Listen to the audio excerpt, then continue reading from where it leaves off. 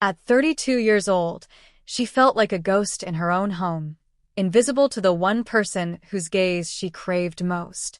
Her chestnut hair, once styled with care, now hung in a simple ponytail. The soft curves of her face had lost their glow, not from age, but from years of feeling unseen. Damon Cole, her husband of 7 years, was everything the world admired. At 38, he commanded rooms with his presence. His technology company had made him a millionaire before 40, and he wore success like a second skin. Tall, sharp-featured with dark hair graying at the temples. He looked like he belonged on magazine covers. And perhaps that was the problem. Somewhere between building his empire and collecting achievements, he had forgotten to see the woman who stood beside him through it all. The evening started like any other. Sophia prepared dinner with the same care she always did, hoping that maybe tonight would be different. Maybe tonight Damien would look up from his phone and really see her. The dining table was set perfectly, candles flickering between them, casting dancing shadows on the walls. Damien arrived home at 8 o'clock, his usual time. He loosened his tie as he walked through the door, already scrolling through emails on his phone. Sophia watched him sit down, her heart doing that familiar, painful squeeze it did every time she hoped for connection.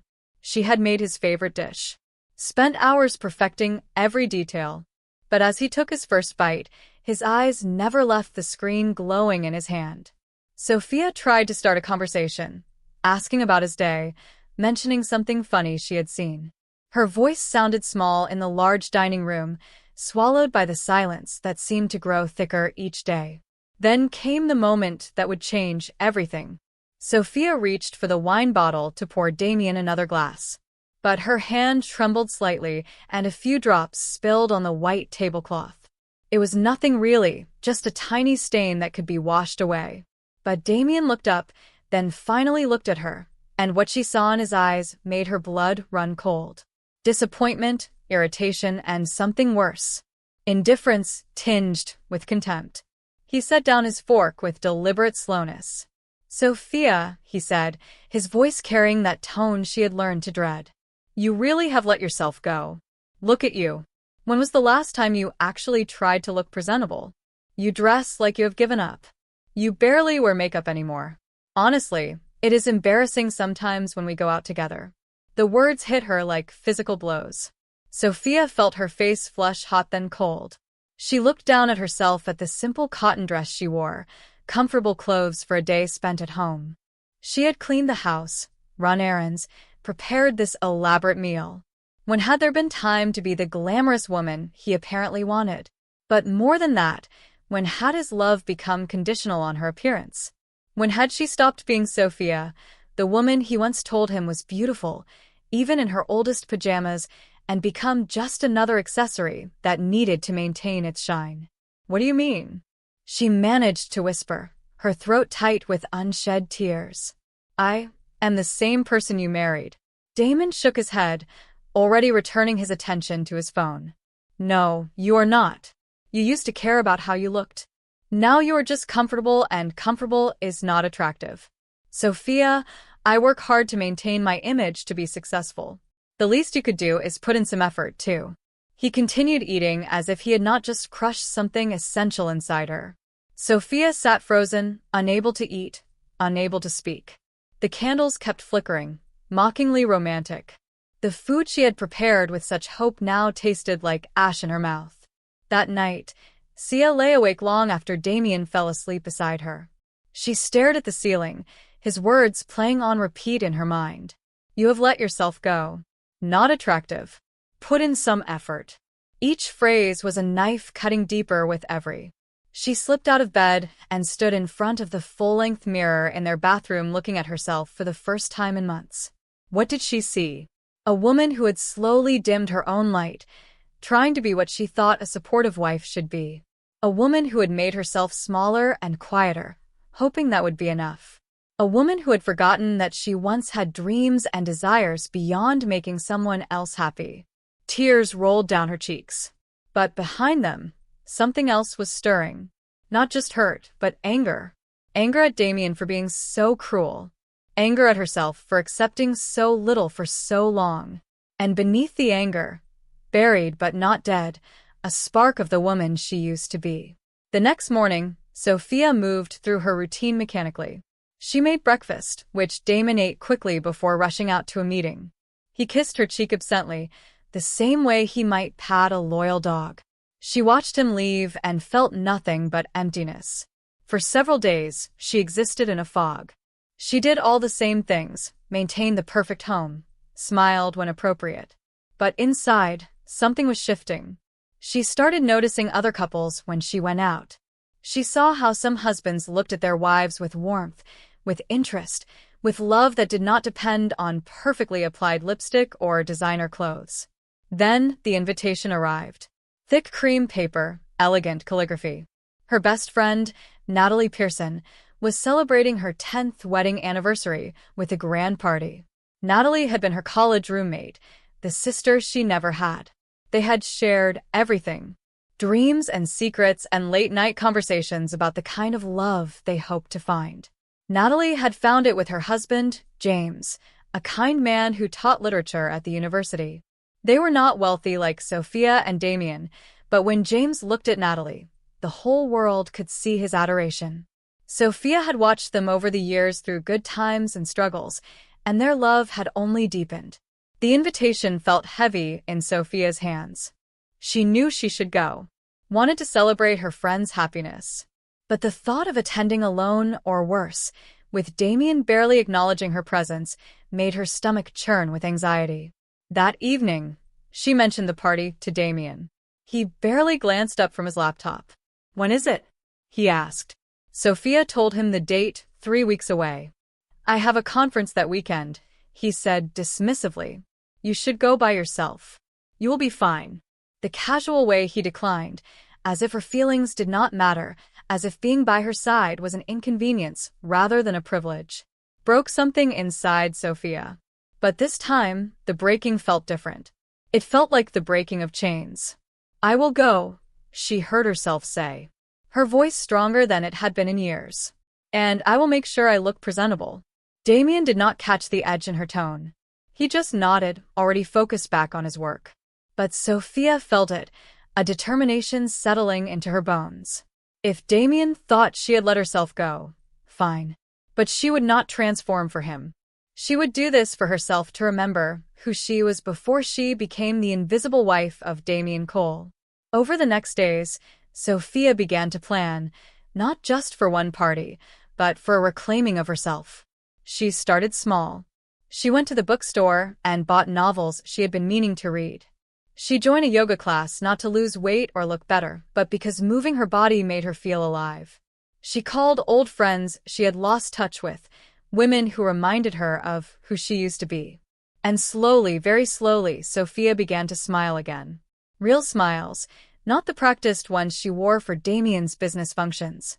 She started to feel like maybe, just maybe, there was still a vibrant woman underneath all the years of neglect. The party was 3 weeks away. 3 weeks to remember that Sophia Martinez had value that existed independent of whether her husband could see it. 3 weeks to prepare for the moment that would change everything, though she did not know it yet. Because while Sophia was rediscovering herself, she had no idea that her transformation would do more than free her own spirit. It would ignite something in Damien that he did not know he still possessed, something primitive and possessive and desperately afraid of loss. But that awakening was still to come. For now, Sophia simply took the first steps toward becoming whole again, unaware that sometimes the journey back to yourself can shake the foundations of everything you thought you knew about love, worth, and what it means to truly be seen. The 3 weeks passed like a dream Sophia was afraid to wake from. Each day, she felt herself becoming more solid, more real, as if she had been a fading photograph, slowly regaining its color and clarity. She started with small changes. A visit to a salon she had walked past countless times, but never entered. The stylist, a warm woman named Clara, listened as Sophia explained that she wanted to look like herself again, not like someone else's idea of perfection. Clara understood immediately. When Sophia looked in the mirror after Clara finished, She barely recognized herself. Her chestnut hair now fell in soft waves around her shoulders with subtle highlights that caught the light. It was not dramatic, but it was alive. The cut framed her face in a way that reminded her of the confident young woman she had been in college. Next came clothes. Sophia had spent years dressing for comfort and practicality, choosing outfits that would not draw attention or require thought. Now, she went shopping with a different intention. She wanted clothes that made her feel powerful, beautiful, herself in a boutique downtown. She found a dress that made her breath catch. It was deep emerald green, the color of forests and secrets. The fabric hugged her curves in a way that celebrated rather than hid them. The neckline was elegant, the back slightly open, sophisticated without being revealing. When she tried it on, the woman in the mirror looked like someone who knew her own worth. The saleswoman smiled knowingly. "That dress was made for you," she said. Sophia bought it without hesitation, along with shoes that made her feel tall and confident. Jewelry that caught the light when she moved. But the external changes were only part of the transformation. Something deeper was shifting inside Sophia. She had started therapy with Dr. Patricia Wong, a recommendation from Natalie. In their sessions, Sophia began to untangle years of diminishing herself, accepting crumbs when she deserved a feast. Dr. Wong asked questions that made Sophia uncomfortable at first. "Why do you think you stayed silent when Damon criticized you? What would happen if you asked for what you actually wanted? When did you start believing that your value depended on someone else's approval?" Sophia cried through many of those sessions, but each tear felt like a release. She was grieving the years she had lost. Yes, but also making space for something new to grow. Damien noticed nothing. He came home late most nights, ate quickly, disappeared into his study. Sophia no longer felt the desperate need for his attention. She was too busy rediscovering her own company, finding that she actually enjoyed being alone with her thoughts, her books, her music. The night of Natalie's anniversary party arrived. Sophia spent the afternoon preparing, but this time the preparation felt like art rather than anxiety. She took a long bath, did her makeup with care, paying attention to the way each brush stroke enhanced rather than masked her features. When she slipped into the emerald dress and looked at herself in the full-length mirror, Sophia felt a surge of something she had almost forgotten. Pride, joy, power.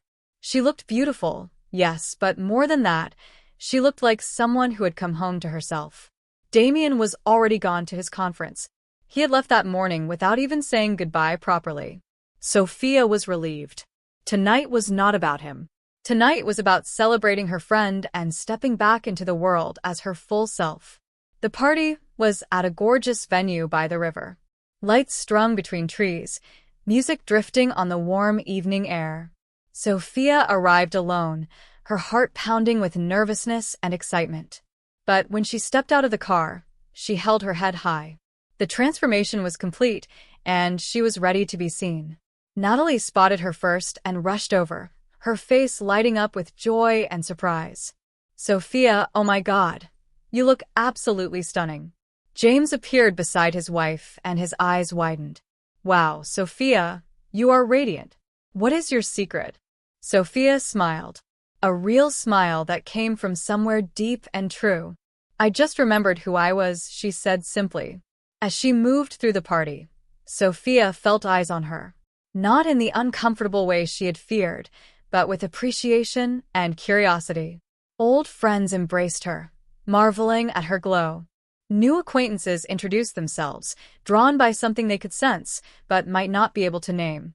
And there were men, good men, kind men, who approached with respect and genuine interest. Thomas Rivera, a colleague of James who taught poetry, engaged her in a fascinating conversation about literature and travel. His dark eyes sparkled with intelligence and humor as he listened to her opinions, asked follow-up questions, treated her insights as valuable. When he asked her to dance, Sophia hesitated only a moment before accepting. On the dance floor, she felt lighter than she had in years. Thomas was a gentleman, respectful of space and boundaries, but there was an undeniable warmth in how he looked at her. "You have the most incredible energy," he told her as they swayed to the music. Your husband must be the luckiest man alive. Sophia's smile faltered slightly. My husband is at a conference, she said quietly. Thomas seemed to understand all the words she did not say. He nodded, his expression sympathetic but not pitying. Across the venue, someone else had arrived. Damien Cole stood at the entrance, still in his conference attire, his eyes scanning the crowd. His conference had ended early, and something had compelled him to come. Perhaps guilt for brushing off the party so casually, perhaps a vague sense that he should make an appearance. What he saw when his eyes found Sophia made him forget how to breathe. His wife, his supposedly invisible wife, was dancing with another man.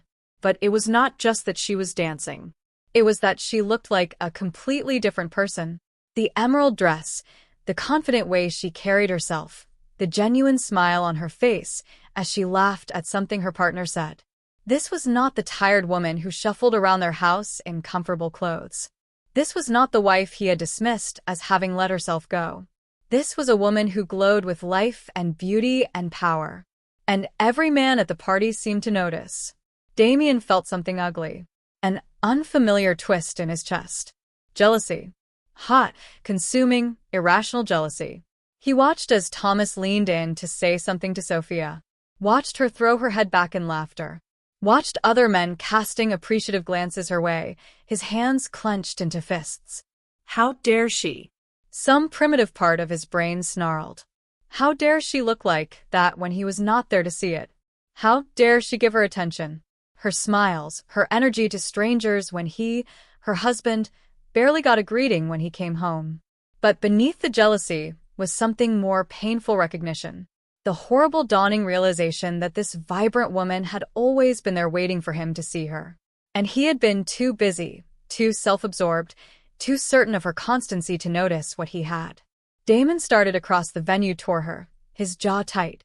Sophia did not see him coming. She was lost in conversation with Thomas and another couple who had joined them, discussing travel destinations and favorite books. She felt alive in a way she had almost forgotten was possible. Then a hand gripped her elbow.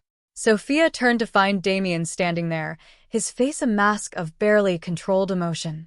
His eyes were blazing with something she had never seen before.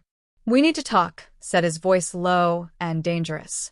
Now, Sophia blinked, surprised to see him. "I thought you were at your conference," she said calmly, though her heart had started to race. "It ended early." Damon bit out. He turned to Thomas with a look that could have melted steel. "Thank you for keeping my wife company. I will take it from here." Thomas looked at Sophia, clearly asking permission with his eyes. Sophia gave him a small nod and a grateful smile. "It was lovely talking with you, Thomas. Enjoy the rest of your evening." Damien practically pulled her away from the group toward a quieter corner of the venue. Sophia let him lead her, but felt no fear, only a strange calm. She knew this confrontation had been coming. Part of her had been preparing for it since the moment she decided to transform. When they were alone, Damien turned to her, his face flushed. "What the hell was that, Sophia? Who was that man? Why were you dancing with him? And what are you wearing?" Sophia looked at her husband. Really looked at him. She saw his expensive suit, his perfect hair, his handsome face twisted with emotions he probably did not even understand. And she felt nothing but a distant sadness. "His name is Thomas," she said evenly.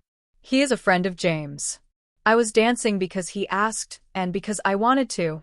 And I am wearing a dress that I bought for myself because it makes me feel beautiful." Damien ran a hand through his hair. "You look," he struggled for words. "You look incredible. Why did you not tell me you were doing all this? Why did you not look like this for me?" And there it was, the heart of everything. Sophia felt tears prick her eyes, but they were not tears of sadness. They were tears of clarity. "Damien, do you remember what you said to me 3 weeks ago? You told me I had let myself go. You said I was not attractive, that I was embarrassing. You made me feel worthless." Damien's face shifted, guilt flickering across it. "Sophia, he started." "No," she interrupted, her voice firm. "Let me finish. For years, I have made myself smaller for you. I stopped pursuing my interests, stopped seeing friends, stopped caring about how I looked because nothing I did ever seemed to matter to you anyway. I was invisible in my own home. Do you have any idea what that feels like? Damien opened his mouth, closed it. He looked lost, vulnerable in a way Sophia had never seen. Tonight you are jealous because other men see me, she continued. But where were you all those nights I waited for you to really look at me? Where were you when I needed you to see me as more than just someone who keeps your house clean and your meals prepared? The party continued around them, laughter and music filling the air. But in their corner, time seemed to have stopped. Damien stared at Sophia as if seeing her clearly for the first time in years.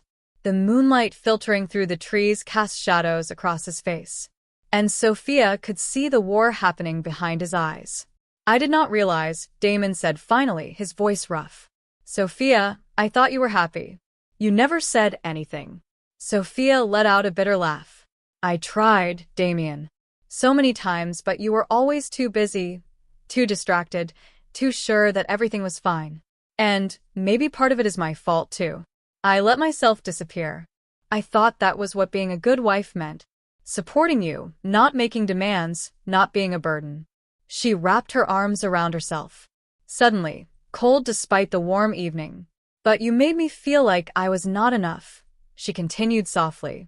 Like loving you meant erasing myself. And tonight, when you saw me getting attention from other men, suddenly I became interesting again. That is not love, Damien. That is possession. Damien flinched, as if she had struck him. The words hit their target because they were true. He thought about the rage he had felt watching Thomas dance with Sophia, the primitive urge to stake his claim. Was that all he felt? Was his sudden interest in his wife only triggered by the threat of losing her to someone else? No, he wanted to protest.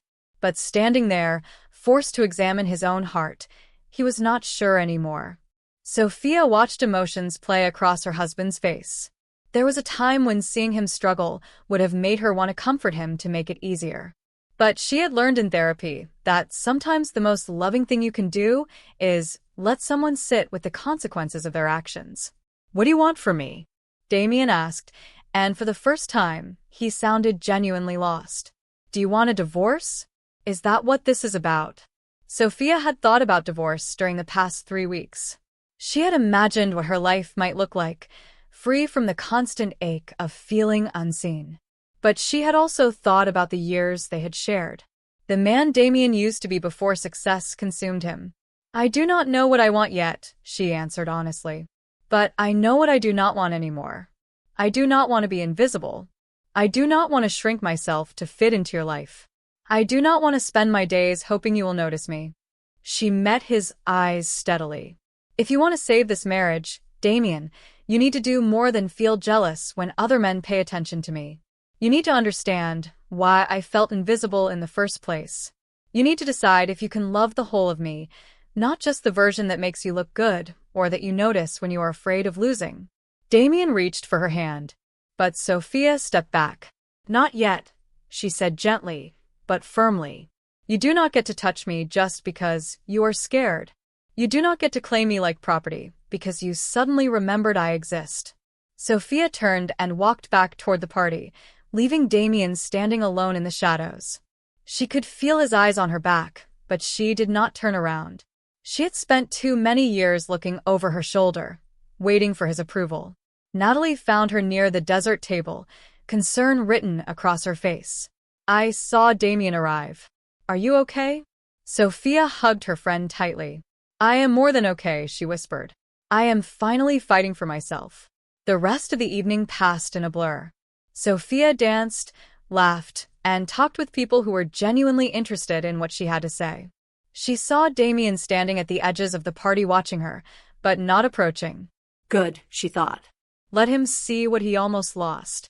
Let him understand what it feels like to be on the outside. When the party ended, Sophia said warm goodbyes to Natalie and James.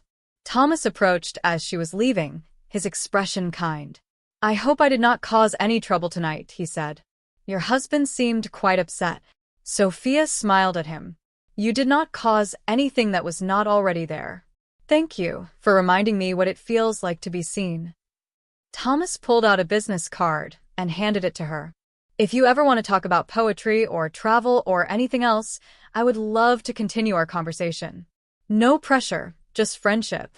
Sophia took the card, feeling grateful for the reminder that kind, respectful men existed. She would not call him. She knew that whatever happened with her marriage, she needed to figure out her own path first. But it was nice to know that someone out there saw her value. Damien was waiting by her car, posture defeated in a way she had never seen before. "Can I at least drive you home?" he asked quietly. "I drove myself here," Sophia replied. "But you can follow me if you want. We should probably talk more." The drive home was silent, headlights cutting through the darkness. Sophia felt strangely calm. She had said what needed to be said. Now it was up to Damien to decide what kind of man he wanted to be. Inside their house, the place that had felt like a prison of loneliness, they stood in the living room facing each other. Damon looked exhausted, his perfect facade finally cracking. "I was terrible to you," he said, his voice breaking. "Sophia, I am so sorry. You are right about everything. I took you for granted. I made you feel small because it was easier than seeing my own failures as a husband." Sophia sat down on the couch. "Being sorry is a start," she said. "But words are not enough anymore, Damien. I need to see change. Real change. What do you need from me?" he asked, sitting across from her, keeping a respectful distance. Sophia had thought about this question a lot during therapy. "I need you to go to counseling with me. I need you to understand why your words hurt so much and why you said them in the first place. I need you to be present in this marriage, not just physically, but emotionally." She paused, gathering her thoughts. "And I need to keep rediscovering who I am outside of being your wife. I am going to pursue the things I love. I am going to see my friends. I am going to take up painting again like I did in college. And you need to support that, not because it makes me more attractive or interesting to you, because you genuinely want me to be happy." Damien nodded slowly. "I can do that. I want to do that tonight. Seeing you like that so alive and beautiful, it made me realize what an idiot I have been. But you're right. I cannot just want you because other men do. I need to want you because you are you." He looked at her with raw honesty. "I do not know when I became this person, Sophia, the man who said those cruel things to you.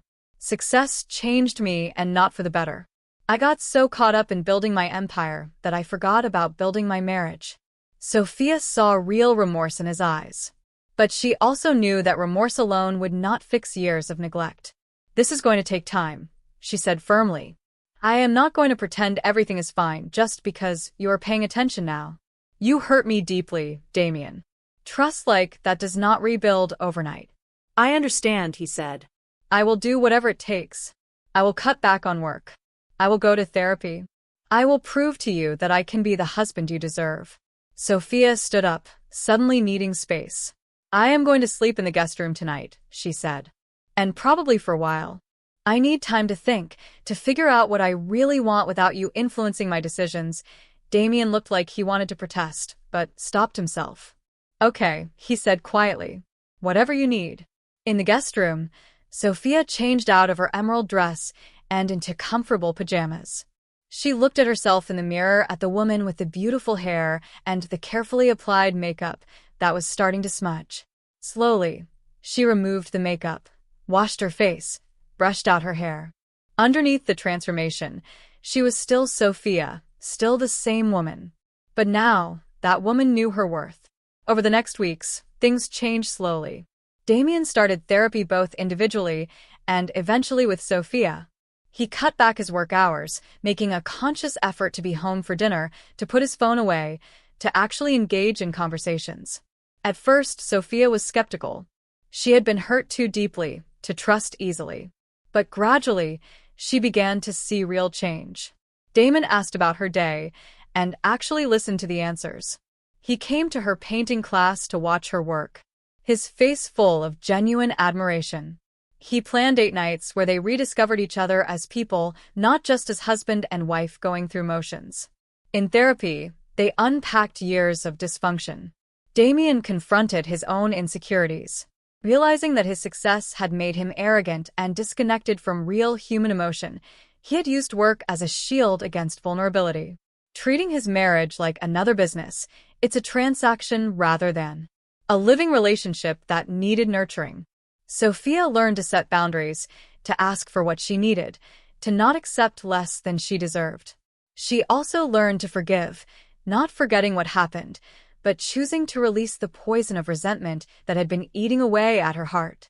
6 months after the anniversary party, Sophia and Damien sat in their backyard watching the sunset. They had made it a habit, this quiet time together at the end of each day. "I saw Thomas at the university today," Sophia mentioned casually. "He is teaching a summer poetry workshop." Damien stiffened slightly, then consciously relaxed. "How is he?" he asked, and Sophia was pleased to hear genuine curiosity rather than jealousy in his voice. "He is well. He mentioned that his students are really responding to the curriculum." Sophia smiled at her husband. "I told him about your idea for the Literacy Foundation. He thinks the company should definitely move forward with it. They have been working together on this project using part of Damien's wealth to fund literacy programs and underserved communities." It was Sophia's idea born from her renewed passion for reading and learning. Damien had not just supported it, but had thrown himself into making it happen.